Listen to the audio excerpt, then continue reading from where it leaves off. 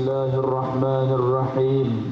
السلام عليكم ورحمة الله وبركاته. Slow ni suara orang Sandui malam ni. Terkejut dengar bunyi mercun ke tadi ni. Assalamualaikum warahmatullahi wabarakatuh. Subhanallah walhamdulillah wa la ilaha illallah wallahu akbar wa la hawla wa la quwwata illa billahil aliyyil azim. Allahumma salli ala sayyidina Muhammad wa ala alihi wa sahbihi ajma'in. Terima kasih kepada Ustaz Juru Perantara Majlis. Terlebih dahulu marilah kita menyatakan puji dan puja kepada Allah Subhanahu wa taala. Di malam yang berbahagia ini dapat kita berhimpun dan berkumpul bersama-sama dalam sebuah majlis ilmu yang amat dicintai oleh Allah dan dikasihi oleh Rasulullah sallallahu alaihi wasallam. Yang berbahagia lagi dihormati pengurus Masjid Al-Husna Bandar Sandui, Ustaz Azizul dan seluruh jawatankuasa penganjur majlis ilmu Forum Taufan Al-Aqsa Solidarity kita. Selamat datang saya ucapkan kepada semua yang hadir pada malam ini, daripada ibu dan ayah, ahli qaryah, para jemaah semua, apa khabar? Semuanya sihat? Semuanya iman? Alhamdulillah. Baik, pada malam ini dengan satu niat dan satu tujuan, kehadiran kita bersama-sama setelah menunaikan solat fardu maghrib dan setelah apa yang kita susun dan rancang dapatlah dilaksanakan pada malam ini. Namun perkara yang akan kita perkatakan ini adalah satu perkara yang amat besar dan amat penting dan berhubung kait dengan kita sesama kita. Maka tajuk yang kita angkat pada malam ini berkaitan rapat dengan apa yang berlaku dan terjadi di negara umat Islam, iaitu Palestin umumnya, khususnya Gaza itu. Maka untuk memperkatakan tajuk itu telah pun bersiap sedia di kanan dan kiri saya UNK, dua orang UNK. Yang pertama Ustaz Nizam Qamaruzzaman, bertindak selaku ahli panel yang pertama. Terima kasih Ustaz dapat hadir bersama dengan kami pada malam ini. Beliau yang juga merupakan penceramah, pensyarah dalam menyampaikan majlis-majlis ilmu di seluruh Selangor, dan orang yang pernah juga terlibat dah sampai dah ke negara Palestin, Masjid Al-Aqsa. Menurut beliau kata dah 4 kali dah, dan pergi dah banyak tempat dan kawasan-kawasan yang menjadi spot bagi sejarah umat Islam. Memang tak salahlah orang yang kita undang pada malam ini. Bertindak selaku ahli panel yang kedua adalah dia Ustaz Nazmi Karim. Terima kasih Ustaz dapat hadir pada malam ini bersama-sama dengan kami. InsyaAllah nantikan tuan-tuan dan puan akan dengar suara mantap beliau untuk menggesa kita, bagi memberi sebuah semangat yang baik kehadiran kita semua pada malam ini. Dan beliau juga merupakan salah seorang NGO di Muslim Care yang terlibat banyak misi-misi kemanusiaan, antara sebelum ini yang telah berlaku di Syria. Masya Allah, tabarakallah. Ustaz Nazmi dan juga tim beliau telah membawa iaitu juga tabung daripada Muslim Care untuk tuan-tuan dan puan sama-sama menyumbang dan memberi sedikit bantuan kepada saudara-saudara kita, insya-Allah. Apakah anda semua sudah pun bersedia? Adakah anda semua sudah bersiap sedia? Mari kita mulakan bersama-sama. Tuan-tuan dan puan-puan yang dirahmati Allah, sebelum kita pergi kepada tajuk yang kita namakan atas tajuk Taufan ataupun Tufan Al-Aqsa itu, tetapi marilah kita nak mulakan terlebih dahulu malam ini, iaitu mukaddimah yang kita nak dengar daripada Ustaz Nizam kepada kita, iaitu merujuk bagaimanakah kita ini dengan negara Palestin tersebut. Apa hubungan yang sampai wajib kita nak kena tahu, ambil hal Ustaz. Sehingga di dalam surah Al-Isra juga ada dinyatakan oleh Allah nama dari sebuah kawasan dalam Palestin itu merujuk Masjidil Aqsa, maka bagaimanakah Ustaz boleh membawa kami untuk merasai kesan tersebut? Silakan Ustaz.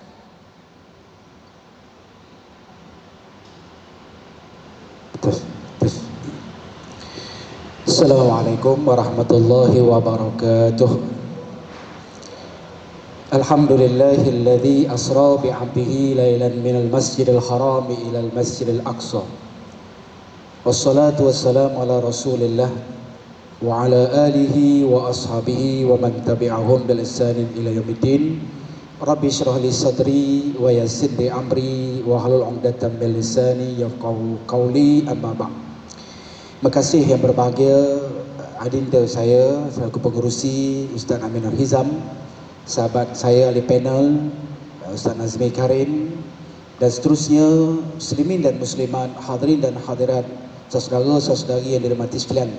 Alhamdulillah, sama-sama kita panjatkan puji dan syukur kepada Allah Subhanahu wa taala kerana dipilihnya kita pada malam ini untuk sama-sama menjadi tetamu Allah, dan mudah-mudahan Allah Taala terus kekalkan kita untuk menjadi tetamu Allah di dunia sampailah di padang mahsyar. Kerana untuk kita menjadi tetamu Allah di atas dunia ni terlalu mudah. Jika nak dibandingkan, Allah Ta'ala pilih kita sebagai tetamunya di padang mahsyar, yang pada ketika itu kita terpaksa berdepan dengan Nabi, kita terpaksa bersaing dengan para rasul, para ulama, syuhada dan salihin, yang mana amalan mereka dengan kita ibarat langit dengan bumi. Jadi mudah-mudahan Allah Ta'ala pilih kita sebagai tetamu dia dengan selalu kita berulang alik ke rumah Allah ini. Para hadirin yang dirahmati Allah sekalian, bila kita sebut tentang sirah yang berkaitan dengan bumi Palestin, ataupun dipanggil bumi Aqsa, Palestin kalau kita tengok dalam bahasa Arab, orang Melayu sebut Palestin, kalau bahasa Arab dipanggil Palestin. Fa tu huruf berbaris di bawah. Baik, bumi Palestin ni ataupun Masjidil Aqsa yang asal dia tuan-tuan, yang mana daripada hadis daripada Abu Zal Al-Ghifari bertanya kepada Nabi sallallahu alaihi wasallam, di atas muka bumi ni manakah masjid yang mula-mula sekali dibina? Maka Nabi menjawab, iaitulah Masjidil Haram, yang diletakkan batu asas dia oleh Nabi Ibrahim alaihissalam, yang mana para malaikat sebelum itu dah mula bertawaf di Baitullahil Haram. Kemudian Abu Zar tanya lagi, ya Rasulullah, selepas Masjidil Haram, manakah masjid yang kedua selepas Masjidil Haram? Maka Nabi SAW menjawab, iaitulah Masjidil Aqsa, yang meletakkan batu asas dia pembinaan masjid tersebut, iaitulah siapa dia? Nabi Ibrahim alaihissalam, setelah 40 tahun selepas diletakkan batu asas, iaitulah di Masjidil Haram. Adapun pada asalnya penduduk asal yang berada di bumi Palestin ni tuan-tuan, iaitulah daripada suku kaum daripada anak Nabi Nuh, iaitu yang bernama Sam. Dan jadi sebab itulah antara negeri Syam ni, bila disebut Syam ni kan, Syam tu dia merujuk kepada Palestin, dia merujuk kepada Jordan, Lebanon, Syria. Itulah negeri-negeri yang dipanggil negeri Syam. Jadi asal penduduk asal dia itulah Kan'an, iaitulah anak pada Nabi Nuh alaihi salam. Sehinggalah berjambah sampailah kepada Nabi Ibrahim alaihi salam. Panjanglah kisah dia tu. Sampai kepada Nabi Ibrahim alaihi salam, kita tahu Nabi Ibrahim ni dia asal dia daripada negara Iraq. Nama tempat dia Ur, nama dia Iraq.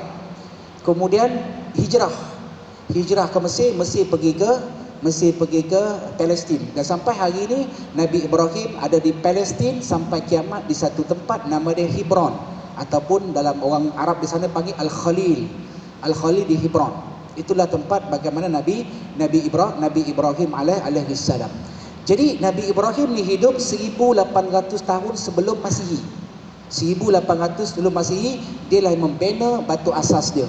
Kemudian diteruskan pula oleh Nabi Musa alaihi salam yang hidup 1400 tahun sebelum Masihi. Makna dia bumi ni di bawah jagaan umat Islam. Mak dia ke bawah para nabi-nabi alaihi wassalatu wassalam.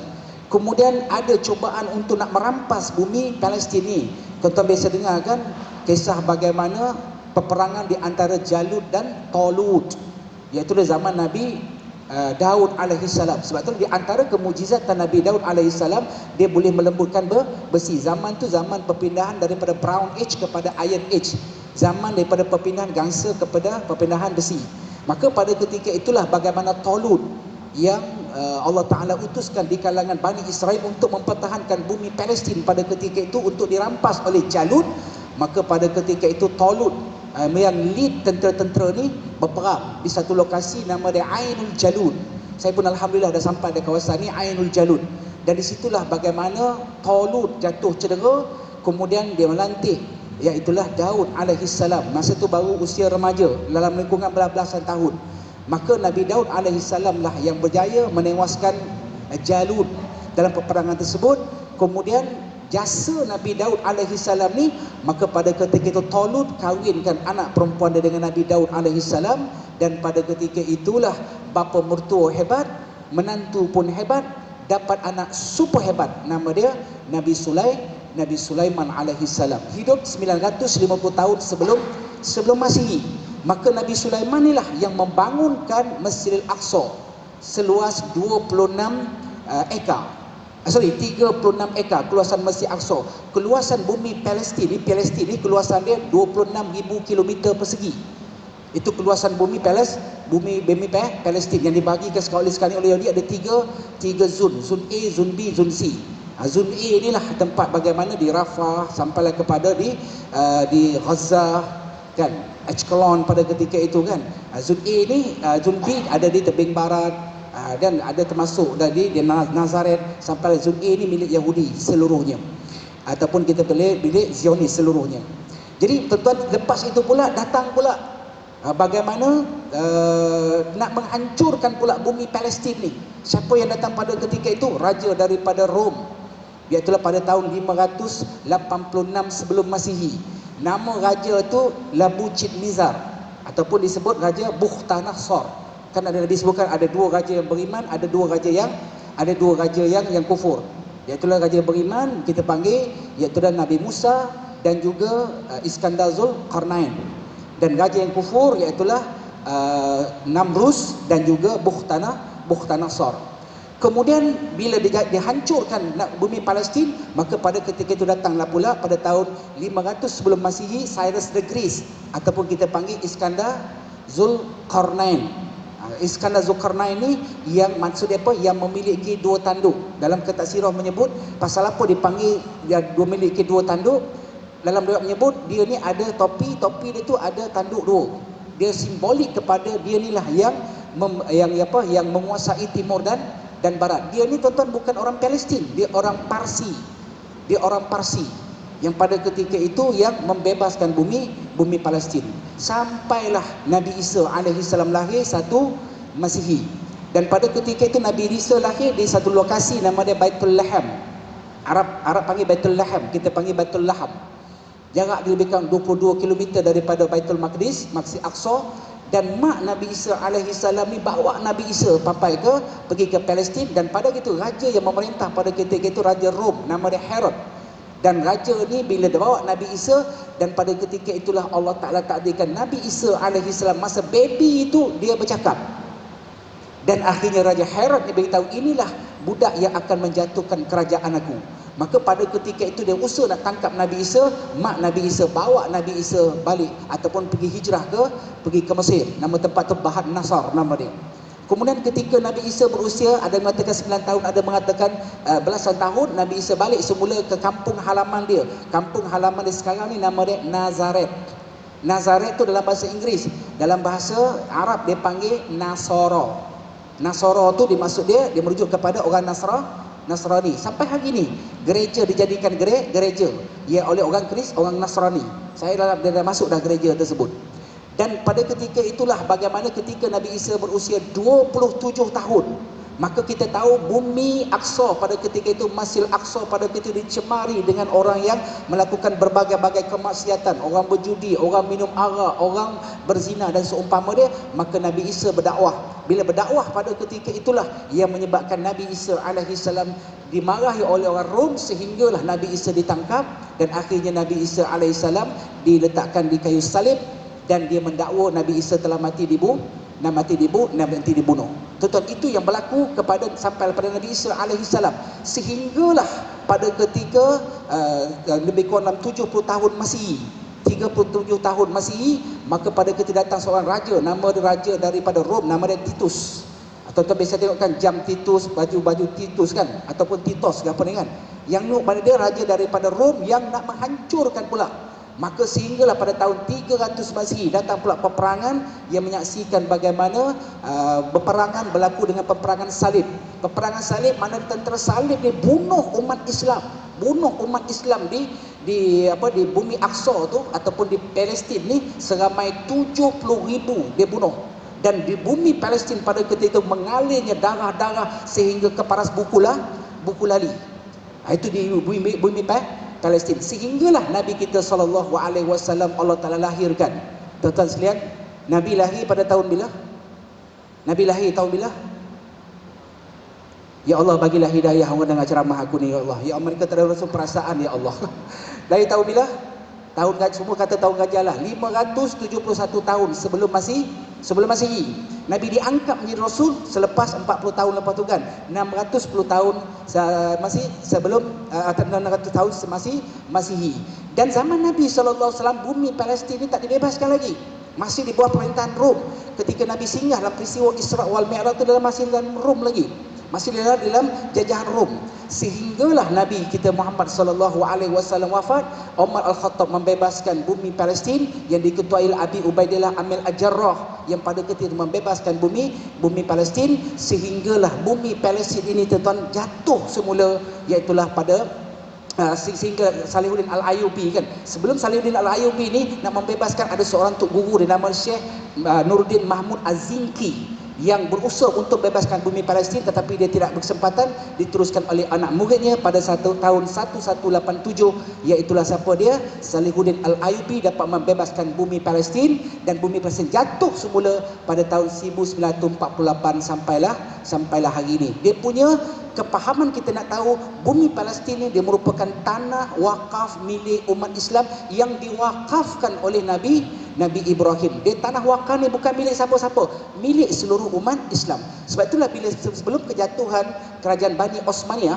ataupun kerajaan Osmaniyah Turki, Sultan ataupun khalifah yang terakhir Sultan Murad tetap mempertahankan bumi Palestin. Dia tak akan bagi walaupun seinci kepada golongan-golongan yang dipanggil golongan Yahudi ni tuan-tuan. Dan Yahudi dia pandai tuan-tuan. Yahudi ni dia buat apa? Dia kata dia nak bagi tanah, nak sewa tanah di Palestin ni untuk apa? Untuk nak tanam pokok zaitun. Sebab apa? Dia tahu orang Arab ni dia punya Arab Palestin ni dia punya image dia yang ada di negeri Palestin ni pokok zaitun. Maka sebab itulah Quran disebutkan watin wazaitun. Makna dia merujuk kepada zaitun tu, dia merujuk kepada negeri Palestin. Itu maknanya kita tengok sejarah yang kita bagi derma, yang kita tolong minta doa, yang kita bersolariti pada malam ini. Sebab apa?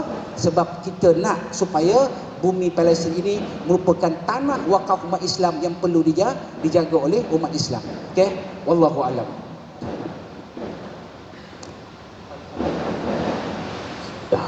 Alhamdulillah Ustaz. Terima kasih di atas sedikit mukadimah penjelasan kepada kita.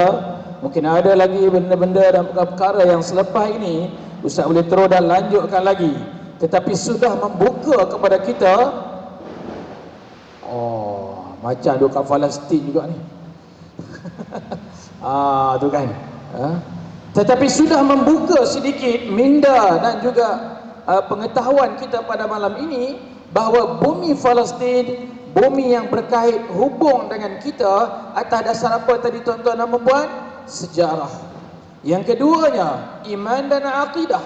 Dan yang ketiganya hablum minan nas, iaitu urusan hubungan kemanusiaan yang ada kepada kita berhubung dengan mereka atas dasar persaudaraan seagama. Dan Nabi Muhammad sallallahu alaihi wasallam bersabda, jika sekiranya kamu nak himpun, nak kumpul duit, nak bersusah payah, nak pergi berjalan jauh, maka buatlah untuk nak pergi dan sampai ke tempat-tempat ini. Tempat mana? Masjidil Haram, Masjidil Nabawi dan Masjidil Aqsa.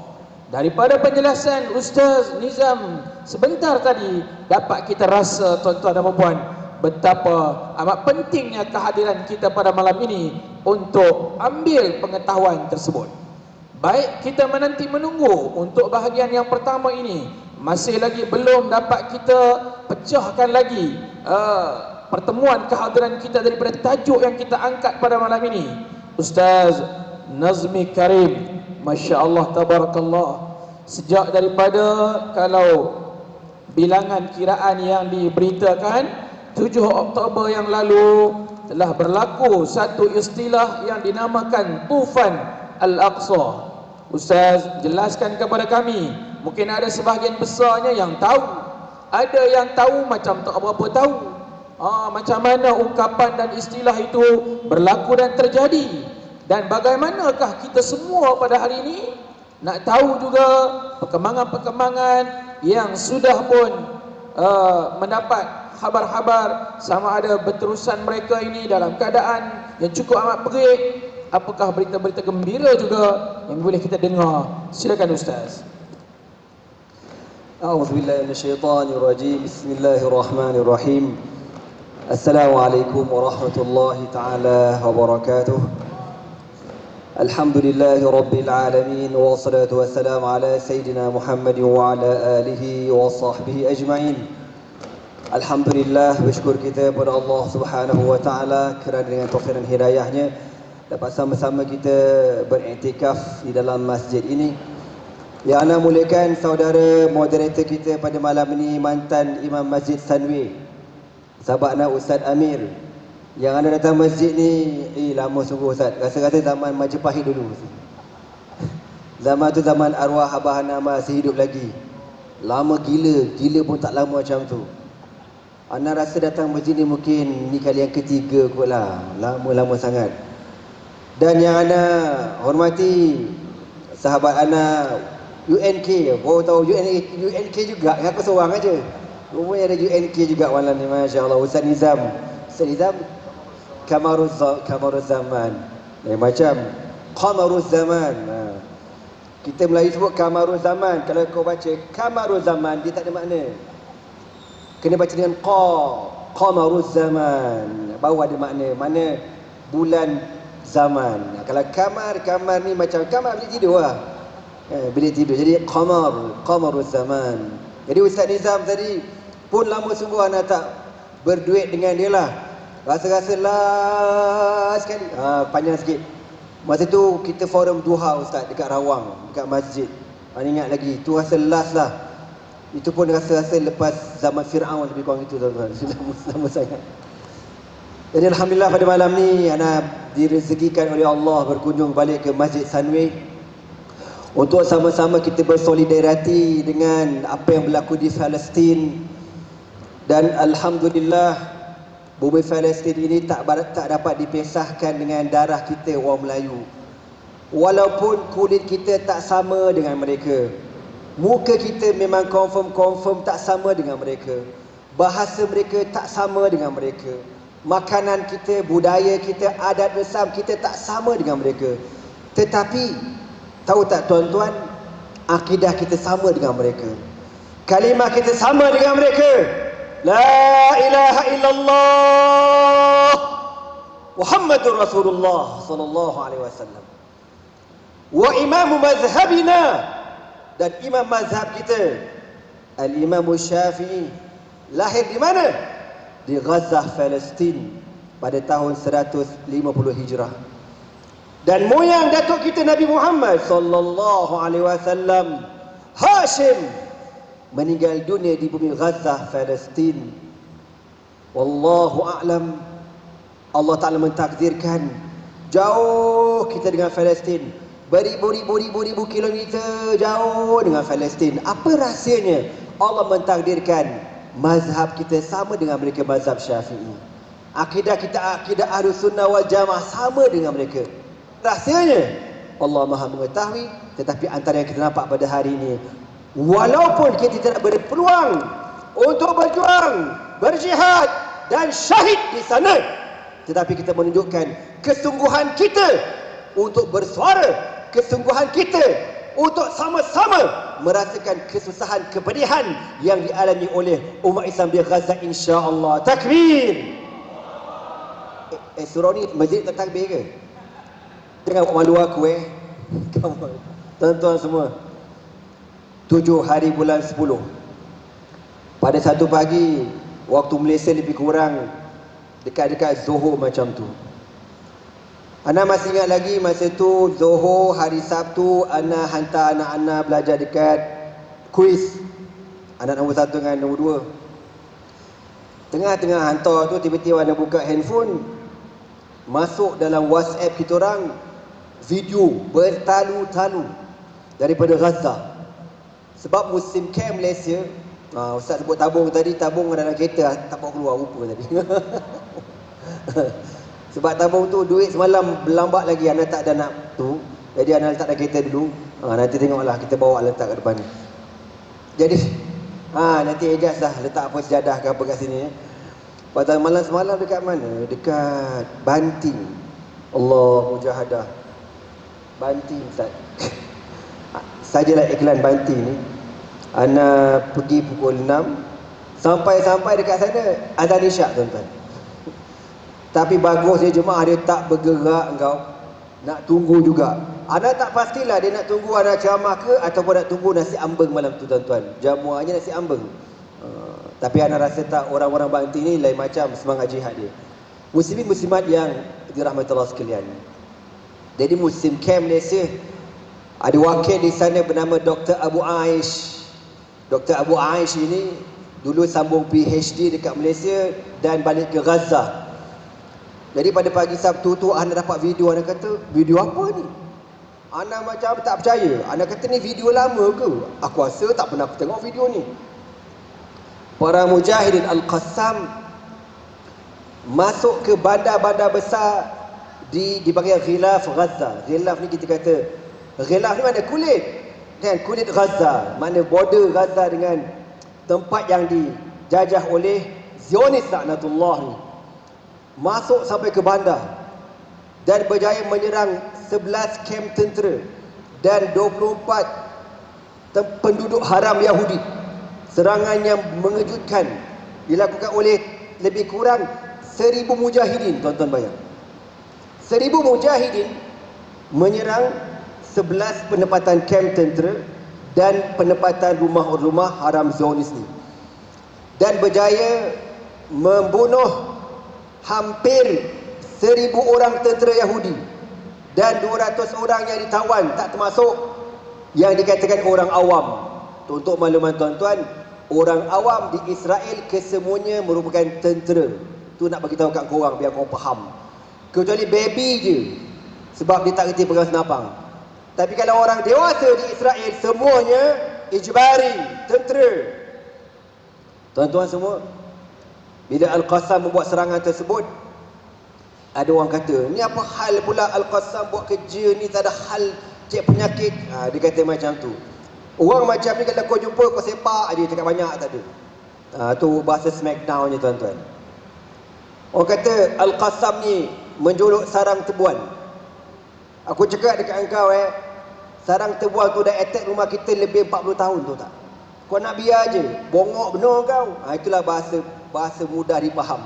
Dan tebuan tu pula korang ajar apa tu, makin banyak kau nak biar. Itulah bahasa mudahnya. Maka Al-Qassam ni, tuan-tuan, dah tak, tuan-tuan pun tahulah kezaliman Yahudi macam mana. Menyerang orang dalam masjid, tembak orang dalam masjid, masuk dalam masjid dengan kasut. Sorry to say, tuan-tuan, anda bukan nak katalah, tapi tak tahulah kenapa bila anda tengok perangai Israel masuk dalam masjid dengan kasut. Tuan-tuan pun tahu Saudi. Tuan-tuan tengok Saudi, askar-askar dia masuk masjid dalam pakai kasut juga, tuan-tuan. Nampak tak? Kau nampak tak tu? Askar-askar Saudi masuk dalam masjid pakai kasut juga. Dekat airport Saudi tu ada surau. surau tu dekat Madinah. Surau tu kalau kau masuk cabutlah kasut, cabutlah slipper kan. Kalau Masjidil Haram besar tu adalah logik sikit. Ini tak, dia keluar tandas dengan kasut askar, dia masuk dekat atas kapet sembahyang pakai kasut kau tu tak. Ni askar Saudi. Nak bagi tahu sama 2 kali 5 perangai. Sebab tu tuan-tuan tahu bab pendirian Saudi nantilah aku smackdown. Jadi nak bagi tahu apa tuan-tuan? Tengok Israel terserang kawasan tu tuan-tuan. Itu semua Israel berlaku tu. Jadi bila serangan yang dilakukan oleh Al-Qassam dalam tempoh beberapa jam cukup mengejutkan intelijen Israel dan juga Amerika. Tuan-tuan sedia maklum dalam dunia ni intelijen paling canggih ialah CIA, Mossad, kan? Ini semua padu-padu punya intelijen, bukan cikai-cikai punya intelijen. Tetapi Allah Subhanahu Wa Taala yang menciptakan mereka. Allah Taala berkata, "Waja'alna min baini aydihim saddan wa min khalfihim sadda fa'aghshaynahum fahum la yubsirun."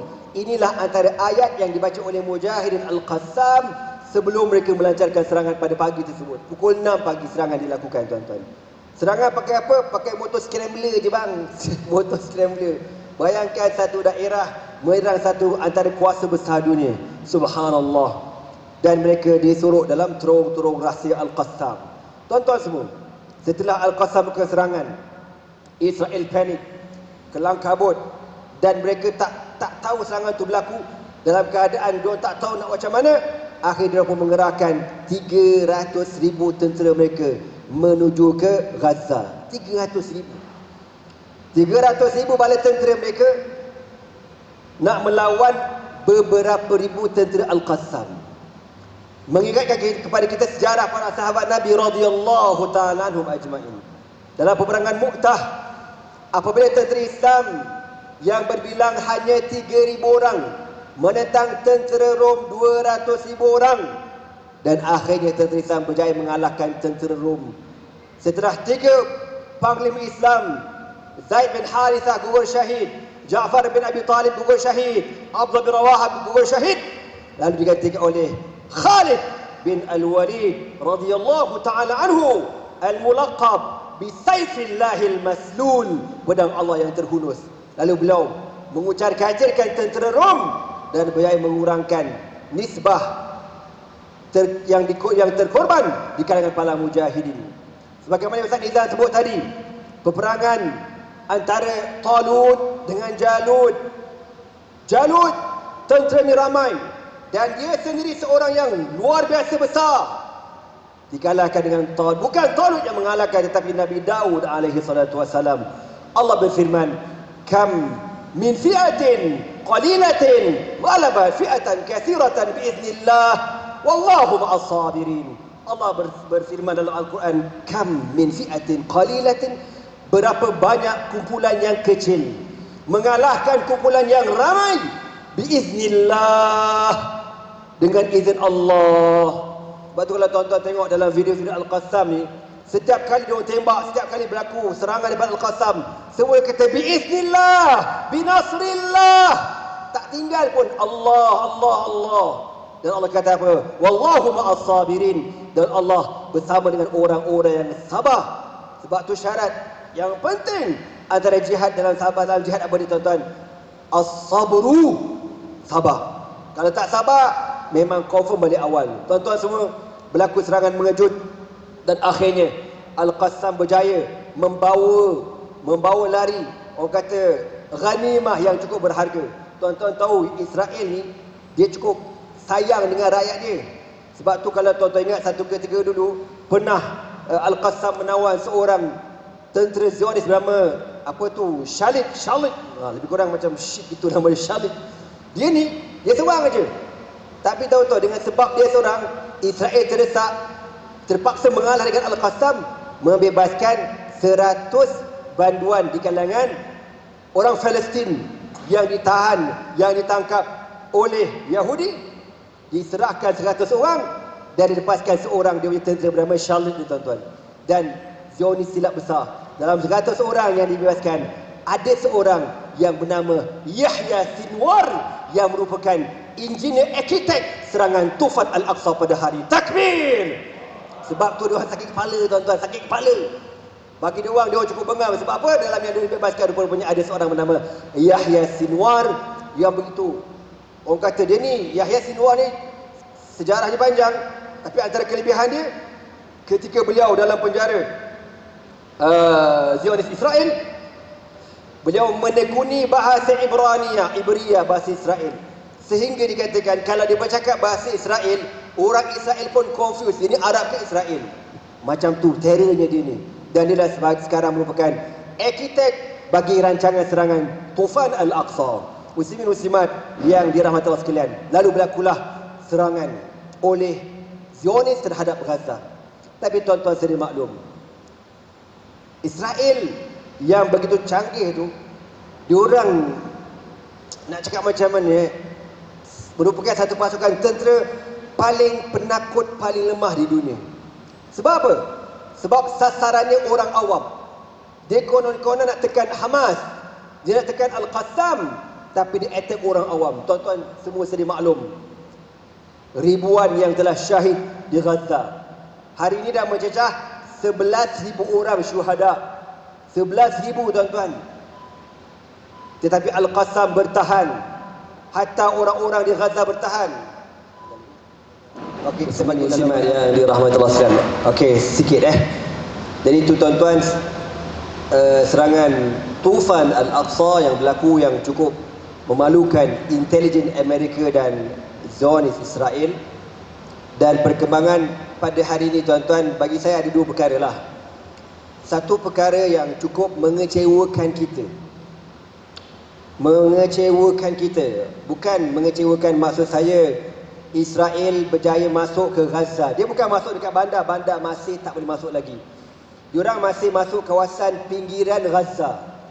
Ya, kalau Shah Alam tu, kita kata Shah Alam tu Gaza, bandar dia, pinggiran tu lebih kurang dia baru sampai dekat Bandar Kelang lah, lebih kurang itulah. Mana jauh lagi ya. Jauh lagi. Tengah menangis lagi tuan-tuan. Walaupun Israel berjaya masuk, tapi diorang tak boleh mara. Sebab apa? Sebab serangan bertalu-talu daripada Mujahidin Al-Qassam. Bab tu kita tak sedih mana? Sebab Al-Qassam fight habis-habisan tuan-tuan. Yang terbaru, mengikut, ini kalau berita rasmi Israel lah.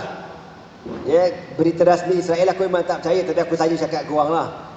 Bilangan tentera ni yang terbunuh dalam tempoh peperangan ini lebih kurang 40 orang dia kata. Itu yang dia katalah. Padahal lebih, biasalah. Kau jangan percaya Israel. Quran kata jangan percaya, kau nak percaya bodoh. No, jangan percaya. Maknanya bilangan yang terbunuh lebih daripada itu lagi tuan-tuan. Lebih daripada itu lagi. Dan banyak yang kita dapat video-video serangan daripada Al-Qassam yang tidak diwar-warkan di media massa Israel. Juru cakap rasmi Hamas ataupun Al-Qassam, afwan, Abu Ubaidah, pagi tadi kata setakat ini sebanyak 100 dah bertambah Ustaz. Hari itu 136 mudara'at wa aliyat askariyah, kereta kebal dan juga kereta tank, kereta traktor yang digunakan untuk menghancurkan bangunan. 136 berjaya diletupkan oleh Al-Qassam. Tapi pagi tadi cecah 160. Tak bengong kepala diorang bang. Sebiji kereta tank tu kau tahu berapa harga dia? 7 juta USD. Diletupkan dengan roket Al-Qassam yang jenama Al-Yasin yang kosnya hanya $500. Mau tak bankrupt mangkuk tu kau tahu. Al Jazeera keluar ke berita bawah ni, tentera Israel terpaksa menggunakan jentera-jentera berat yang lama. Kereta tank yang lama terpaksa dikerahkan ke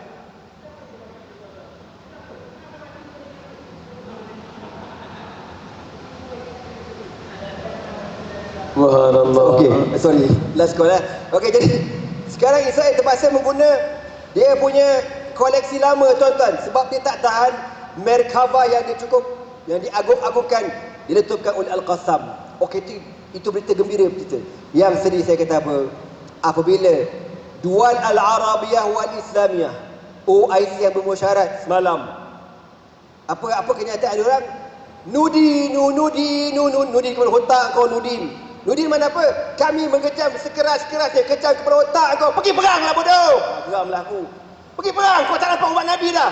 Kau tak nampak umat Nabi. Ardu waqfin, ardu islamiyatin. Kau tak nampak. Kau nak biar lagi. Aina muru'atukum ayuhal qadatul Arab. Ya tuan-tuan, sebelum saya bertukar jadi Iqribul Haq, baik saya berhenti dulu. Wallahu alam. Allah subhanallah. Muslimin hadirin yang dirahmati Allah, itu dia ungkapan istilah Tufan Al-Aqsa. Tuan-tuan dan puan harap sudah dapat gambaran, iaitu satu daripada serangan tiba-tiba yang sebenarnya sepatutnya sudah pun lama berlaku dan dah banyak pun dah berlaku. Ustaz sebut tadi hampir 40 tahun mereka menderita. Kalau ikut sebenarnya dah 75 tahun dah sebenar-benarnya mereka duduk dalam apa? Penjajahan oleh orang-orang Israel itu. Tuan-tuan muslimin hadirin yang dirahmati Allah. Ya Allah, tadi Ustaz juga ada menyebut tentang satu orang nama Abu Ubaidah, yang taklah dipastikan nama sebenar beliau. Katanya seseorang yang menjadi jurucakap bagi Berajat Izzuddin Al-Qassam ini, yang mukanya, matanya duk tertutup, nampak mata saja tu, maka beliau duk suka bagi beberapa perkembangan yang baik. Nasrun minallahi qarib wa basyiril mu'minin. Semoga pertolongan daripada Allah semakin berhampiran dekat dengan kita dan membawa berita-berita gembira bagi orang-orang yang beriman. Persiapkanlah wudu-wudu'mu, nescaya nanti kita akan bersolat dan bersembahyang di Masjidil Aqsa. Allahu Akbar. Tuan-tuan dan puan-puan yang dirahmati Allah, Allah bagi dekat kita rumah Allah, Allah bagi dekat kita tempat untuk beribadah. Ini ruangan yang tak ada gangguan, tak ada halangan. Datanglah tuan-tuan untuk kita terus mengimarahkan tempat yang ini baik untuk kita berhubung dengan kita sama kita. Ustaz Nizam Qamaruz Zaman, Masya Allah, kita redakan balik kepanasan yang sedang tadi telah pun marak dinyalakan, maka kita nak kembalikan balik. Ustaz, kita duk dengar ungkapan yang disebut tadi Israel, Yahudi, Zionis. Dan Ustaz boleh sambung juga lagi tadi Ustaz nak menyebut tentang beberapa istilah yang ada dalam surah At-Tin, untuk juga boleh kami tahu hubung kait yang berkaitan dengan itu.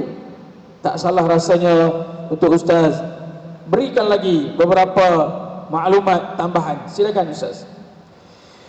Subhanaka la ilma lana illa ma 'allamtana innaka antal alimul hakim. Kasih berbahagia sahabat moderator, sahabat ahli panel. Tuan-tuan, tadi yang pertama saya sebut sebelum saya menjawab soalan ni, yang pertama kita sebut tadi, bumi Palestin ni bumi tanah wakaf milik umat Islam. Jadi wakaf oleh Nabi Ibrahim. Yang kedua, bumi Palestin ni dipanggil juga dengan bumi yang disebut tentang bagaimana bumi persinggahan Nabi kita Muhammad sallallahu alaihi wasallam dalam perjalanan Isra wal Mi'raj. Bumi yang menyaksikan bagaimana kiblat yang pertama umat Islam. Pada ketika itu tuan, umat Islam Mekah kiblat dia bagi orang melaksanakan ibadat haji. Kemudian di Palestin bagi orang melaksanakan ibadat solat, kiblat yang pertama umat Islam. Kemudian bumi Palestin juga dipanggil sebagai gerbang alam gaib. Makna dia Nabi nak sampai ke alam gaib, nak bertemu dengan Allah Ta'ala, Nabi melalui Palestin. Itulah laluan dia. Itulah laluan nak menuju ke alam gaib. Maka Palestin ini dipanggil gerbang alam gaib. Saya satu hari dipanggil ceramah tuan-tuan di satu rumah menteri lah. Ada rumah menteri. Menteri ni kalau dia bagi ceramah, dia punya geng-geng menteri jugalah. Geng-geng datuk-datuk jugalah. Jadi dalam ceramah Isra wal Mi'raj, dalam ceramah tu ada seorang datuk, nama dia Syekh Datuk Dr. Syekh Muzaffar, angkasawan negara tu lah. Lepas-lepas ceramah dia tanya saya, dia kata, Ustaz, kenapa Nabi pergi ke Palestin? Kenapa Nabi pergi ke Palestin? Kenapa daripada Masjid Haram tak turun pergi ke Masjid Al-Aqsa, tak turun ke Sidratul Muntaha? Kenapa pergi ke Palestin? Saya kata, yalah kalau ikut dalam Quran tu kita berpandukan pada Quran lah kan. Bumi ramainya para nabi, bumi yang banyaknya tempat para wali-wali Allah. Ustaz, yang saya belajar dari Ustaz ya, dia kata laluan untuk kita nak keluar daripada dimensi alam ni, atau nak keluar daripada galaksi ni, Dia laluan dia kata dia itulah Palestin. Kami dia kata daripada apa Amerika tu nak naik kapal terbang, nak naik roket tu dia akan kona dulu ke Palestin baru dia naik ke atas. Dia kata kalau jalan terus ni dia meletup sebab itu bukan laluan. Sebab semua benda ada laluan. Kapal terbang di udara kan ada laluan, kapal di tengah samudra ada laluan. Tuan-tuan nak pergi ke Shah Alam mana tak laluan dia? Ada laluan dia. Dia tak boleh terlepas. Dia kata laluan dia itulah laluan dia. Dia kena melalui Palestin. Sebab apa? Bumi Palestin ni gerbang alam gaib. Kan Nabi SAW nak pergi ke bertemu dengan Allah di satu kawasan yang ataupun satu tempat yang tidak bertempat yang kita panggil Arash Allah. Dan jadi makna dia bumi Palestin ini merupakan gerbang alam gaib. Dan juga bumi Palestin yang menyaksikan bagaimana disebutlah hadis Nabi SAW ardil mahsyar mansyar, dia kata bumi yang mula-mula sekali dimensi alam ni Allah koyakkan, dan disitulah akan berlakunya berhimpunnya kita di padang mahsyar. Itu sebab itulah kita kenapa dikenal bumi yang balladzi barakna haulahu, bumi yang penuh dengan keberkatan. Baik tuan-tuan, bila kita sebut bumi yang penuh keberkatan inilah yang kita cerita tadi sejarah dia yang berkaitan dengan bagaimanakah bermulanya Bani Israel.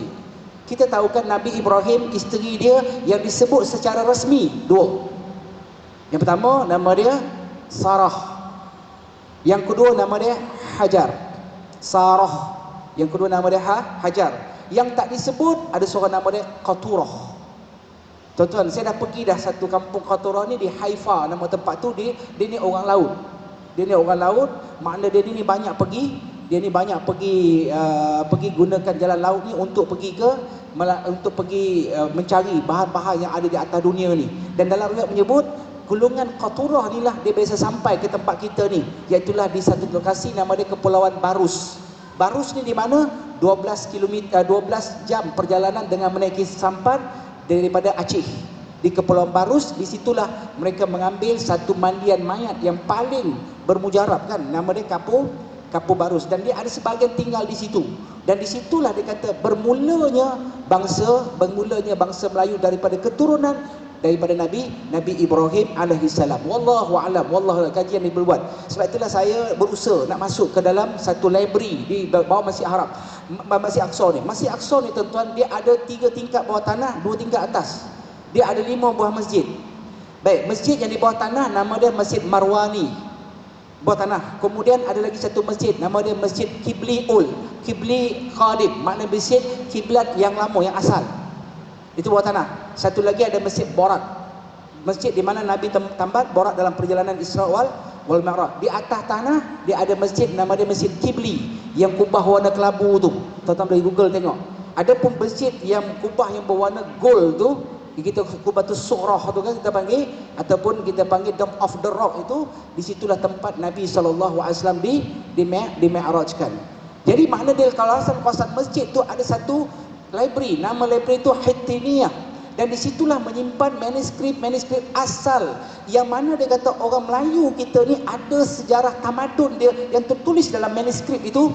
Dan sejarah tamadun inilah yang menunjukkan bagaimana orang Melayu di Malaysia dia dah ada dia punya sejarah bertulis. Maknanya ada sejarah bertulis dah.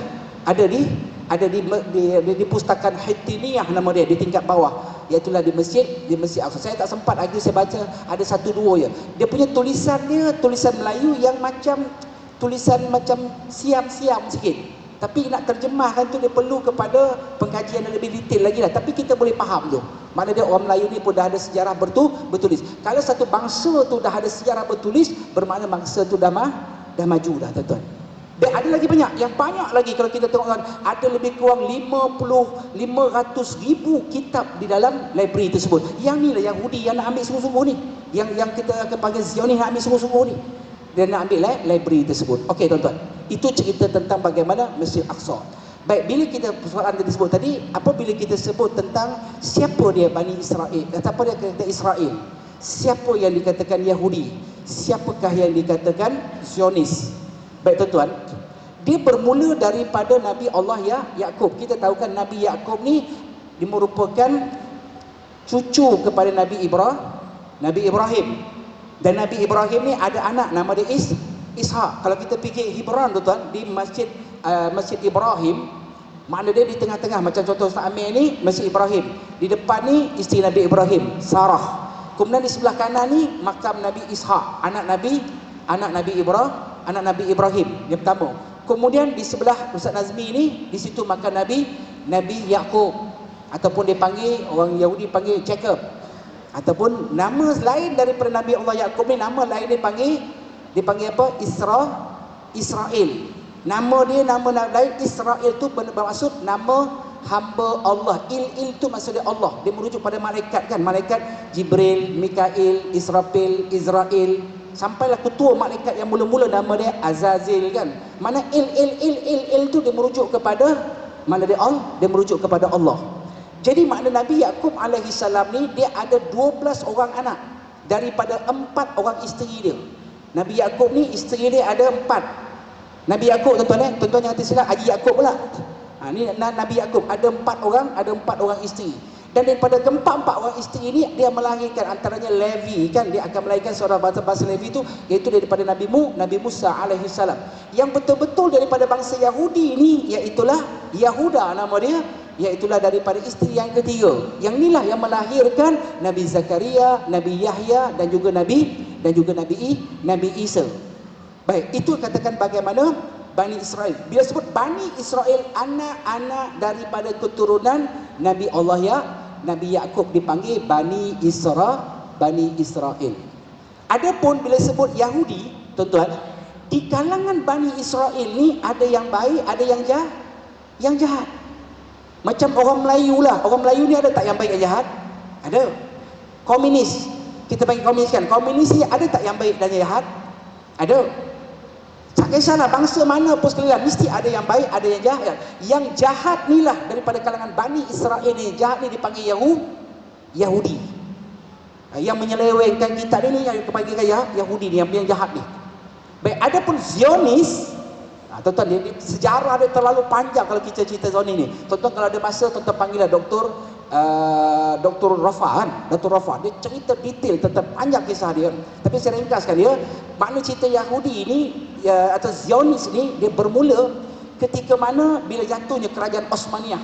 Bila kerajaan Osmaniyah Turki jatuh tu, maka pada ketika itu dia mengatakan bagaimana Turki di sekarang kerajaan Islamiah dia tidak ada lagi. Maka pada ketika itu dia buat satu perjanjian, iaitulah perjanjian Lausanne nama dia. Lausanne satu bandar di Switzerland, yang mana perjanjian Lausanne ni dia akan masuk semua dengan dia punya sekutu-sekutu dia, termasuk Perancis, termasuk juga Perancis dengan sekutu dia Itali, dan British ni sekutu dia dengan Belanda, dengan Portugal, sampailah dengan Spanyol, dengan membahagi-bahagikan supaya jangan dibenarkan negara Islam ni akan terbentuk. Sebab Islam ni bila terbentuk, dia akan nampak kebaikan-kebaikan dia. Lisanul hal ahsah min lisanil maqal. Laku perbuatan ni lebih mudah dipahami daripada perkataan. Maka pada ketika Islam dapat tunjulkan, tuan-tuan kalau kita baca zaman kerajaan ataupun Turki itu ataupun Palestin ni di bawah zaman kerajaan Osmaniyah, dengan tempat yang penuh dengan keberkatan, dengan buah-buah dia. Tuan-tuan tahu buah avokado yang paling banyak di Gaza tu, buah-buah avokado tu. Dan buah-buah anggur, buah-buah yang paling banyak yang pada ketika penduduk yang cukup aman damai pada ketika itu. Jadi yang mengkucak-kacirkan ni ialah perjanjian Lausanne ni. Dia perjanjian Lausanne ni tak berjaya, tuan-tuan. Dia buat lagi satu perjanjian, nama dia Sykes-Picot. Sykes diplomat daripada British dan Picot diplomat daripada Perancis. Tuan-tuan, dia membahagi-bahagikan di kawasan Maroko, sampai Maghribi, sampai ke kawasan utara ni dibagi kepada Perancis, Mesir dan sebagainya jajah. Sampailah dekat bahagian-bahagian kita ni dijajah pula oleh British. Sebab tu British kalau kita tengok dia ada dia bagi kepada negeri, tuan-tuan, negeri umat Islam asal dia Champa tu dekat Vietnam sekarang ni, asalnya milik umat Islam, kerajaan Cham nama dia. Samalah juga negeri di mana kalau kita tengok di Filipin. Di Filipin tu asalnya milik umat Islam. Manila tu asal dia fi amanillah, asal dia. Apa dia buat? British ni, tuan-tuan, dia adalah dia yang berbuat bagaimana dia serahkan kepada Spanyol. Dan habis hari ni kalau kita tengok di Filipin, apa jadi kepada orang Filipin? Tengok orang Filipin ni, tuan-tuan, muka dia macam orang Bandar Sunway ni, muka Melayu. Tetapi bila tanya nama siapa, Marcos, bunuh umat Islam cukup banyak. Nama siapa, Alonso. Nama siapa? Fernando. Tuan-tuan biasa dengar tak Fernando Torres? Tak biasa dengar. Tuan-tuan bola pun tak minat dia. Ke tuan-tuan ni semua hafal Quran belaka ni tuan-tuan? Semua langsung tak tahu ni. Makna dia semua pergi habis, semua dah jadi macam orang, dah jadi macam orang Spanyol lah tuan-tuan. Kan? Kalau perempuan nama dia siapa? Nama dia apa? Nama perempuan apa? Rosalinda. Biasa dengar tak? Maria. Kan? Biasa dengar Rosalinda. Kan ada filem dulu kan, filem Rosalinda. Ingat tak filem Rosalinda? Ada 59 siri. Dah berakhir dengan Rosalinda kahwin dengan Fernando Rossi. Yang tu pun tuan-tuan tak ingat dia. Payah juga nak ceramah dengan warak-warak ni tuan-tuan. Nak ceritakan bagaimana berjayanya British ni tuan-tuan, dia membolak-bandakan. Dia asal dia nak sewa tanah ya. Makna dia orang Yahudi ni asal nak menyewa tanah, dan berita inilah yang dibuat di Pulau Pinang. Di Pulau Pinang tuan-tuan, Francis Light tu asal dia nak tanam pokok-pokok kan, nak tanam di mana? Di Pulau Pinang. Dia minta kepada Tuanku Sultan Kedah untuk nak sewa pajak, dan Tuan bagi dengan syarat kamu kena bantu Kedah apabila Kedah diserang oleh siap. Sejarah dia punya sejarah dia sama ya tuan-tuan, bagaimana dia berlaku di Palestin. Maka sebab itulah dia punya apa licik ni Yahudi ni tuan-tuan, apa kita panggil Zionis ni, dia asal dia ada satu bukit tuan-tuan. Di Palestin ada satu bukit. Bukit itulah bukit dia kata. Bukit tu nama dia apa, nama bukit dia tukar nama kepada Zionis. Nama bukit tu. Tetapi sebenarnya dia kata dia berselindung di sebalik nama Israel itu, iaitulah Nabi Yakub. Saya ketika mana pergi ke Masjid Aqsa kan, Masjid Ibrahim yang ada makam Nabi Yakub, kami tak dibenarkan masuk nak pergi menziarah makam Yakub. Yang tak ada kena-mengena dengan kamu, dia kata. Cuma kami boleh tengok CP-CP je. Boleh tengok CP-CP je makam Nabi Yakub. Tapi anak Nabi Yakub, Nabi Yusuf, kami biasa sahabat sampai. Boleh masuk. Itu pun masuk pun macam apa kita kata? Macam orang nak menyulut masuk, nak tengok makam Nabi Yusuf alaihi salam. Jadi makna dia menggunakan sebalik nama Nabi Yakub tersebut untuk apa? Untuk nak menguasai dunia. Sebab tu sampai hari ni tuan-tuan, Zionis ni walaupun dia bagi negara Palestin, tetapi 5 benda dia masih dijaga lagi. Yang pertama sekali, pintu sepadan. Masih lagi immigration dia masih dijaga oleh Yahudi. Yang kedua, ruang udara. Ruang udara ni sebabnya Palestin tak ada airport tuan-tuan. Yang ketiga iaitu keselamatan. Maknanya ketenteraan ni semua Yahudi ni atau Zionis. Dan api dan air. Sebab itulah dia boleh potong api mudah-mudah ya dekat Gaza. Dia boleh senang-senang potong air di Gaza. Sedangkan air tu dia ambil di satu tasik nama dia Sea of Galilee, ataupun dipanggil tasik Tabarah, ataupun dipanggil juga dengan tasik nama dia Bukhairah Al-Jalil kalau bahasa Arab sebut. Tasik itulah yang supply air pada seluruh di negeri Palestin tersebut. Tuan-tuan muslimin dan muslimat dari mati Allah sekalian, jadi 5 benda ni masih lagi dikawal yang menyebabkan umat Islam, saudara kita, bumi kita, saya selalu sebut Palestin ni bumi kita, sampai hari ini tuan-tuan, sampai hari ini tidak dapat pembelaan. Tapi kita kena ingat Brigade Izzuddin Al-Qassam ni tuan-tuan, semalam saya ceramah dengan seorang yang selalu sahabat saya juga lah, yang selalu pergi ke Palestin. Beberapa kali dia pergi ke Palestin. Dia mengatakan bagaimana dia kata kebanyakan semua tentera Brigade Al-Qassam tu semua kebanyakan orang yang tak pernah tinggal sembahyang malam. Orang yang tak pernah tinggalkan qiyamul lail. Orang yang tak pernah tinggalkan puasa Isnin Khamis, dan berbagai-bagai perancangan yang dia buat. Antaranya dia kata dia dah gali terowong dah sejauh 480 km. Hampir-hampir nak sampailah. Tuan, daripada Gaza tu nak pergi ke West Bank tu atau ke tebing barat tu jarak lebih kurang 140 km kan. Jadi makna dia gali tempat tu apa, untuk apa, macam mana perancangan dalam keadaan tidak mempunyai alat-alat yang moden untuk nak gali tu macam mana. Ini kuasa Allah Subhanahu Wa Taala. Dan satu benda yang paling kita tertarik sebab apa tuan-tuan, Brigade Al-Qassam ni ataupun Hamas ni ataupun pejuang-pejuang Palestin ni, dia berjuang untuk untuk mati. Yahudi ni berjuang untuk, ataupun kita panggil Zionis ni berjuang untuk apa? Untuk hidup. Orang yang berjuang untuk mati dengan hidup ni, siapa yang lebih berani? Agak-agak siapa lebih berani tuan? Pastilah orang nak Inilah peluang untuk nak dapat mati mati syahid. Jadi sebab itulah tuan-tuan muslimin dan muslimat yang mati sekalian, bumi Palestin ni yang Allah Subhanahu Wa Taala bagi kepada kita ni, maknanya Allah Taala nak bagi peluang kepada umat Islam ni. Tuan-tuan, orang yang mati gugur syahid ni, jangan kita menyangka orang tu mati, tetapi mereka itu hidup kan. Dalam Quran disebutkan kan, wa may yaqtalu fi sabilillah, jangan kau menyangka orang terbunuh jalan Allah itu mati, bal ahya, mereka itu hidup, walakin la tash'urun. Kita ni nak hidup tuan-tuan, kita perlu makan, perlu minum kan. Makna dia orang mati syahid ni hidup di mana? Di dalam jagaan Allah Subhanahu Wa Taala. Macam mana? Wallahu alam. Cuma untuk guru saya belajar dia kata, orang yang mati syahid ni, dia kata dia sedang berlari-lari untuk mengejar bidadari. Dia sedang berlari-lari mengejar, berseronok-seronok dengan bidadari tuan-tuan, bukan pramugari kan. Bidadari.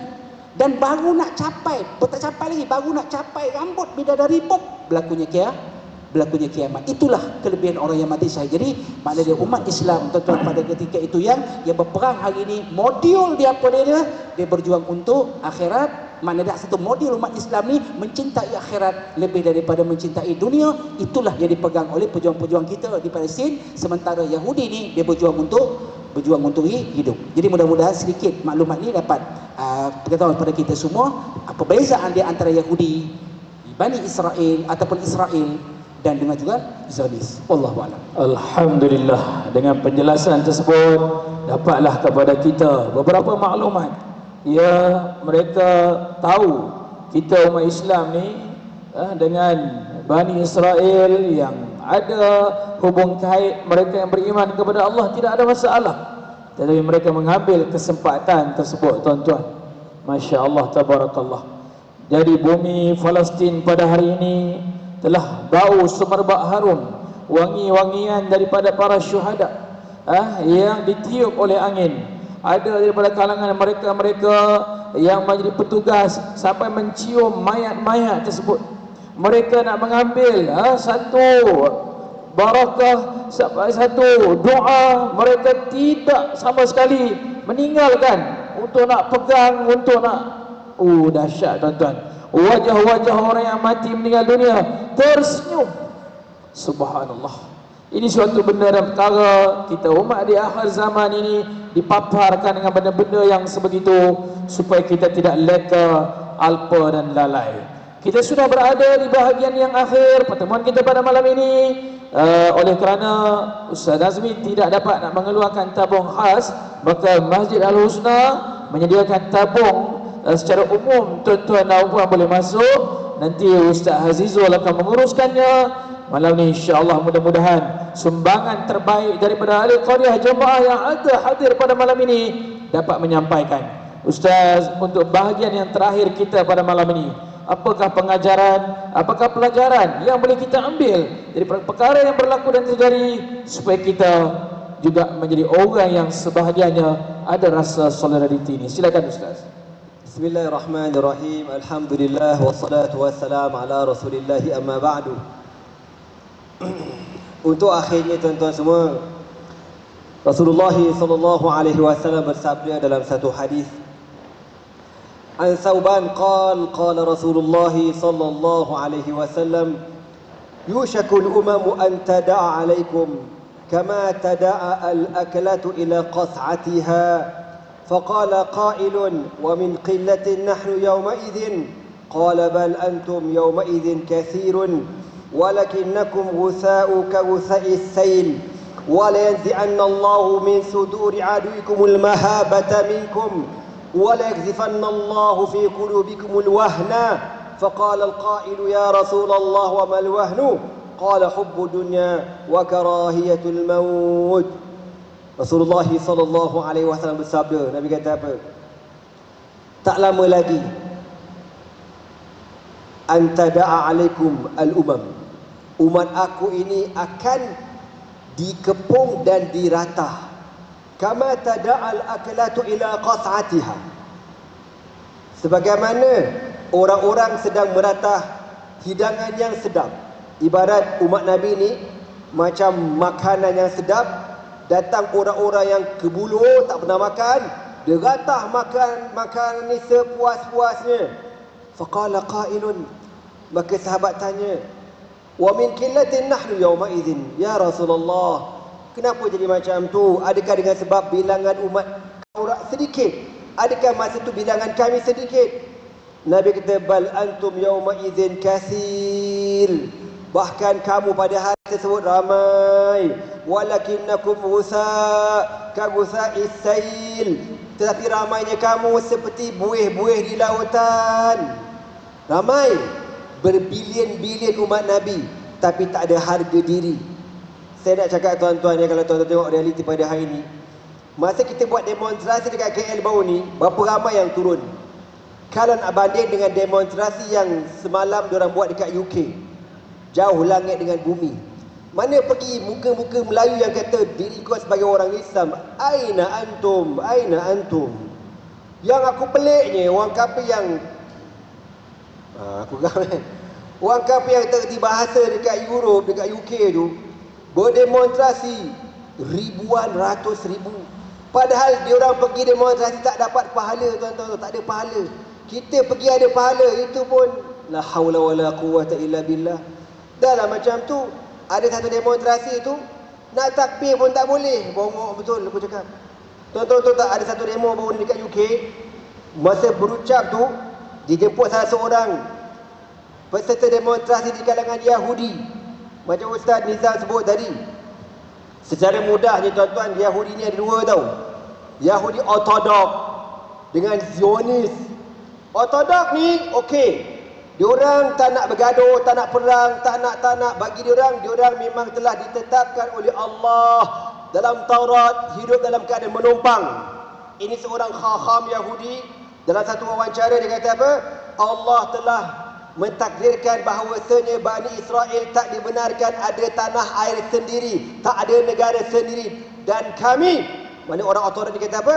Kami redha dengan kehendak Allah. Tetapi apabila Israel Zionis mula ambil Palestin, kami kata apa? Israel mula mengundang laknat Allah Subhanahu wa taala. Maka yang turun demonstrasi ni tuan-tuan, orang Yahudi Ortodok. Diorang pijak bendera Israel. Masa ucapan tu dia siap takbir, dia takbir 3 kali pun tak. Kau bayang orang Yahudi takbir, tiba-tiba kita tak boleh takbir. Gila apa orang ni? Minum ketum apa? Ni nak tahu teruknya kita ni tuan-tuan di akhir zaman. Maka Nabi kata apa dalam hadis ni? Kamu ramai, tetapi ramainya kamu seperti buih-buih di lautan. Wala yanzi'anna Allah min suduri aduikum al-mahabata. Ni yang paling kita bimbang ni. Dan Nabi kata, dan Allah Ta'ala akan tarik rasa takut daripada hati musuh-musuh kamu. Tengok macam hari ni kan, macam anda sebut tadi. Umat Islam berbilion. Yahudi tu ada lebih kurang 2 bilion ni tuan-tuan. Tapi dia punya belagak, dia punya sombong, dia boleh ugut mana-mana negara. Dia boleh ugut dan dia tak takut. Kenapa macam tu? Itulah yang Nabi kata di akhir zaman berlaku. Kau ramai, kerajaan kau besar, duit kau banyak, minyak kau banyak, tapi habis ke mana? Macam Saudi kan, dia nak buat bandar pelik. Apa nama bandar tu Ustaz? Aku nak sebut tak kerti. Demon-demon macam Doraemon lagi tu, punya bandar dia tu kan. Kan bandar cermin dia tu, dekat tengah padang pasir. Habis menghabiskan boreh berbilion-bilion, sanggup bayar gaji pemain bola satu hari berjuta-juta. Baru tadi saya tengok dekat IG, seorang orang Algeria, dia kena tahan dekat balai polis Saudi 6 jam soal siasat. Tahu kenapa? Sebab dia angkat tangan, dia doa, suara dia didengari. Allahumma sur ikhwanana fi Palestin, unsur ikhwanana fi Gaza. Datang polis tangkap dia. Lepas tu dia kata, kenapa kau kena tangkap? Tahu boleh dia apa? Kau doa kuat-kuat sebab kau riak. Betul. Lalu apa kata orang Aljazair Algeria ni kata, halla syaqaqta ala sadri. Kau belah dadaku, kau tahu ke niat aku. Masa dia kata apa tahu? Masa dalam penjara, dia kena tahan tu, dia tengok ada orang Malaysia, ada orang Indonesia pun kena tahan. Sebab apa? Sebab pakai maflah Free Palestine. Pakai maflah Palestin Hurrah. Ada lambang Palestin. Sebab tu tuan-tuan kalau pergi umrah, jangan pakai benda-benda macam tu. Pakai confirm kena tangkap. Kenapa kena tangkap? Kenapa kena tangkap? Kau pilih-pilihan Saudi. Itu Makkah, tempat kelahiran Nabi. Madinah, al-ansar min ashabi Rasulillah sallallahu alaihi wasallam ardu jihadin wa ardu murabitin wa ardu mujahidin, semua kat situ. Dapat ke puak-puak ni tuan-tuan, dia tangkap siapa saja yang berdoa untuk Palestin dan Gaza. La haula wala quwwata illa billah. Tengok, Israel tak payah buat kerja, dia hantar wakil buat kerja tuan-tuan. Last kena tangkap orang ni. Dari kata ada lagi dalam penjara tu orang Malaysia, orang Indon yang ditahan sebab apa? Pakai maflar, pakai t-shirt ada tulis Palestin. La haula wala quwwata illa billah. Nabi kata, "Wa'azi'annallah min suduri aduikum al-mahabata minkum." Dan Allah Ta'ala akan mencabut daripada hati-hati musuh kamu rasa takut kepada kamu. Dan tak heran pada orang Islam pada hari ini. "Walakzifannallah fi qulubikum al-wahna." Dahlah Allah Ta'ala tarik rasa takut daripada hati musuh. Allah campak pula dalam hati kamu rasa al-wahnu. Allah. Kalau Allah campak rasa tak takut pada hati musuh, tetapi hati kita masih berani, boleh tahan lagi bang. Tiba-tiba hati musuh tak takut pada kita, kita pula ada satu penyakit, dicampakkan al-wahnu. Maka sahabat kata, "Wa mal wahnu ya Rasulullah?" Ya Rasulullah, apakah al-wahnu, penyakit apa ya Rasulullah? Nabi kata apa? Hubbud dunya wa karahiyatul maut. Cintakan dunia dan takutkan kematian. Itulah yang berlaku kepada umat Nabi Muhammad sallallahu alaihi wasallam. Tuan-tuan tahu tak kenapa jadi macam tu? Dalam hadis panjang kitab Riyadhus Salihin, antara sebab umat Nabi jadi macam ni, Nabi kata kenapa? Sebab Bani Israel dulu, dalam hadis sebut babul amri bil ma'ruf wa nahyi anil munkar. Ada ringkaskan, hadis tu panjang, ada ringkaskan. Nabi kata di kalangan Bani Israel dahulu, apabila ada orang buat maksiat, lepas tu ada orang soleh tegur, kata, "Ji, jangan buat maksiat, tak elok, berdosa." Peduli apa, lantaklah aku nak buat. Dia buat juga maksiat. Besok ni orang yang tegur ni, yang baik ni, dia tengok orang tu buat maksiat tau. Nabi kata apa? "Fala yamna'annahu an yakuna akilahu wa syaribahu wa jalisahu." Dia tahu orang ni buat maksiat. Dia tahu orang ni menentang Islam. Orang ni berfahaman sekular, berfahaman liberal. Tetapi Nabi kata dia tetap berkawan. Ayakuna jalisahu, duduk berkawan dengan orang tu. Syaribahu, minum dengan orang tu. Wakilahu, dan makan sekali. Dia kenapa?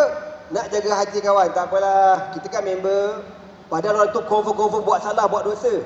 Maka Allah kata apa? Dalam hadis Nabi kata apa? Maka Allah Ta'ala pun fadaraballahu ala qulubihim al-ba'd. Maka Allah Ta'ala memukul atas hati-hati mereka. Apa makna pukul dalam hati ni? Allah satukan hati mereka. Orang yang buat baik pun bila berkawan dengan orang jahat, automatik dia pun jadi jahat juga, Nabi kata. Automatik jadi jahat, Nabi kata.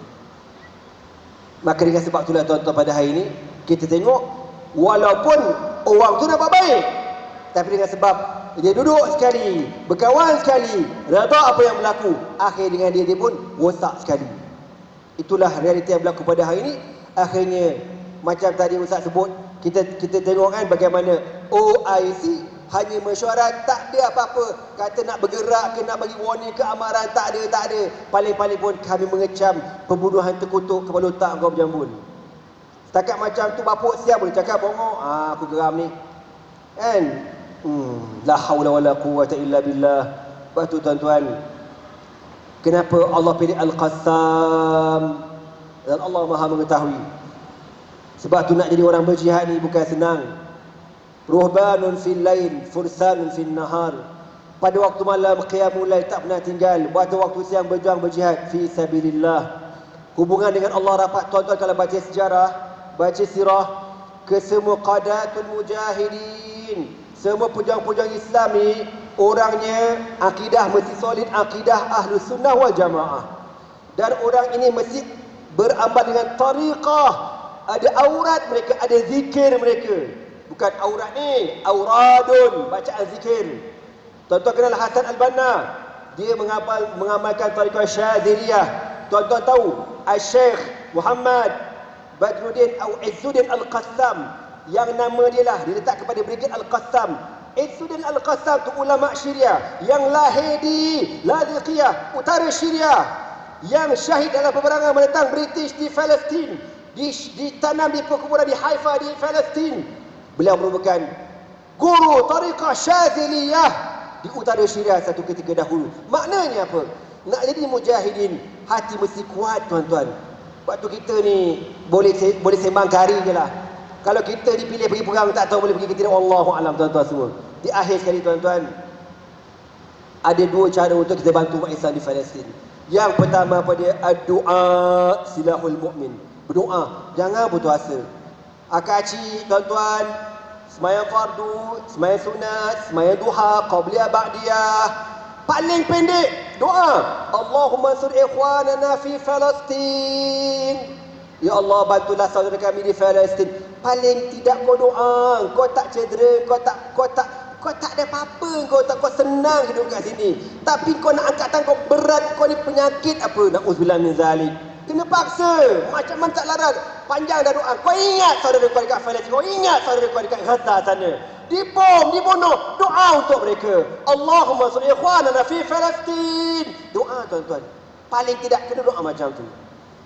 Yang kedua, dan kita tak tahu insya-Allah ada di kalangan kita ni doa mereka sampai pada orang di sana.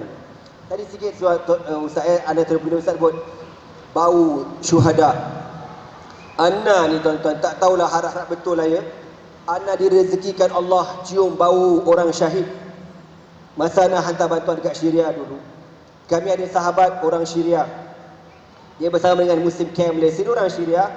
Dalam satu misi dia pergi hantar bantuan dekat kawasan-kawasan camp ni. Tengah-tengah hantar bantuan jatuh bom Ustaz. Jatuh bom dia 2 orang. Seorang alhamdulillah selamat, seorang lagi syahid. Anda tengok gambar dia, yang selamat kepala dia je, badan dia, kaki dia habis. Kebetulan masa dia syahid, dia pakai vest Muslim Care tu. Jadi masa dia syahid tu, kawan anak hantar gambar, dia beritahu dah syahid. Kita punya saudara kata, ya Muhammad, kawan anak Muhammad Khatib yang hidup tu, dia masih hidup sekarang jadi pengarah Muslim Care dekat Syria. Anda kata vest tu aku nak kau simpan, aku nak kenangan. Kalau ikut orang syahid ni kita kena tanam belaka. Tapi anak-anak juga anda kata, sebab akan saksi di hari akhirat kan. Dia pun dia simpan tuan-tuan, ingat lagi. Dia datang Malaysia, dia bawa baju tu dalam plastik hitam tu, plastik sampah tu. Dia bagi kat ana, ya Nazmi fadhal. Ana buka, ya Allah, bau pelik wangi. Tak tahu tak wangi macam mana? Macam bau bedak. Bedak wangi. Bedak wangi. Ana kata macam mana bau aku wangi ni ya? Masa tu kita orang tak perasan lagi tau. Kita letak dalam kereta. Masa tu dapat kebetulan Ana ada ceramah dekat TM, menara TM pasal Syria masa tu. Kita letak dekat bonet belakang. Bau tu sampai ke depan. Ana kata apa pasal kereta ni bau wangi Wangi ya, bau wangi ya. Lepas tu Ana cium perca baju yang koyak-koyak tu. Wangi tuan-tuan, ya Allah wangi. Wallahi wangi tuan-tuan, wangi. Lepas tu Ana bawa dekat surau TM. Surau TM tu besar tu Ustaz. Bukan Ustaz pernah pergi kot. Surau TM tu boleh buat sembahyang Jumaat. Masa ceramah kita letak baju tu dekat depan. Lepas habis sembahyang, jemaah dekat belakang datang, dia kata, "Pak Ustaz, bau wangi sampai ke belakang." Sampai ke belakang bau wangi. Ya Allah. Anda letak gini longgokan. Lepas tu orang-orang datang cium. Mula segumpal Ustaz. Alah habis. Aku kata mana habis lah, pakai buat lagi belaka. Alah kita orang pun terpaksa memframekan baju vest tu dekat Muslim Care. Siapa nak tengok baju vest tu, pergilah dekat office Muslim Care, ada vest dia koyak rabak tapi dah tak ada bau lah pasal dalam frame. Kalau nak kena cium, kena tebuk lubang, bau keluar bau tuan-tuan. Itu memang wallahi mazala raiyatuhu tusham, sehingga hari ini baunya masih wangi lagi. Di akhir sekali tuan-tuan, setelah kita berdoa, infak, derma. Nabi sebut dalam hadis, man jahaza ghaziyan faqad ghaza. Barang siapa yang membantu orang yang berjihad, dia pun berjihad juga. Walaupun kita jauh tuan-tuan, beribu-ribu, kita tak boleh pergi ke Gaza, tapi kita ada pahala, kita ada cara untuk apa? Untuk berjihad, infak. Bila kita infak, ya Allah, di kemampuan aku untuk orang Islam di Gaza, insya-Allah kita dapat pahala jihad. Ada seorang muslimat baru ni bagi saya rantai tangan. Rantai. Jumpa anda nangis-nangis, Ustaz, ambillah rantai ni Ustaz, doakan saya dapat pahala syahid. Anda kata amin. Anda tak tahu berapa, anda tak reti. Anda bagi kat Muslim Care, Diorang bawa dekat 3 kedai emas, tanya berapa harga.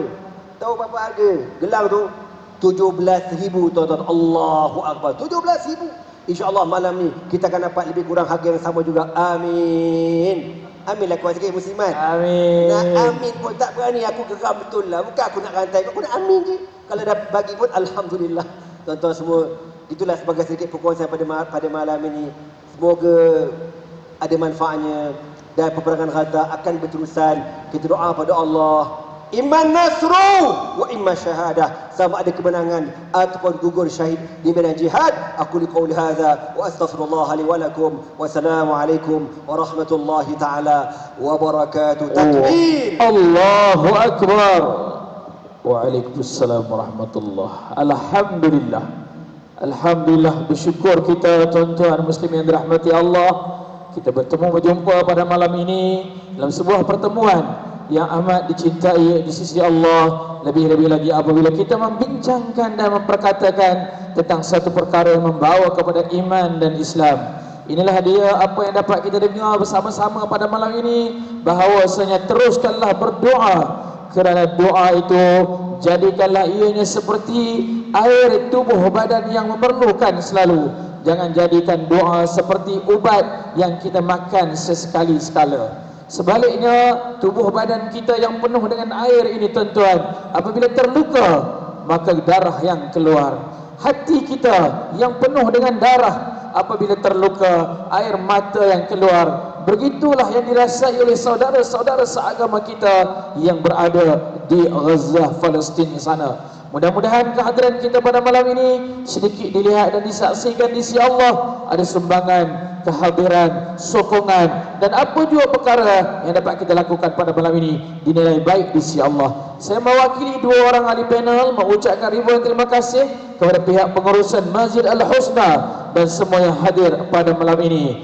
InsyaAllah sama-sama kita memberi sumbangan dan bantuan, mudah-mudahan dapat disalurkan kepada mereka yang memerlukan. Wabillahi taufiq wal hidayah. Wassalamualaikum warahmatullahi wabarakatuh. Taqabbalallahu minkum.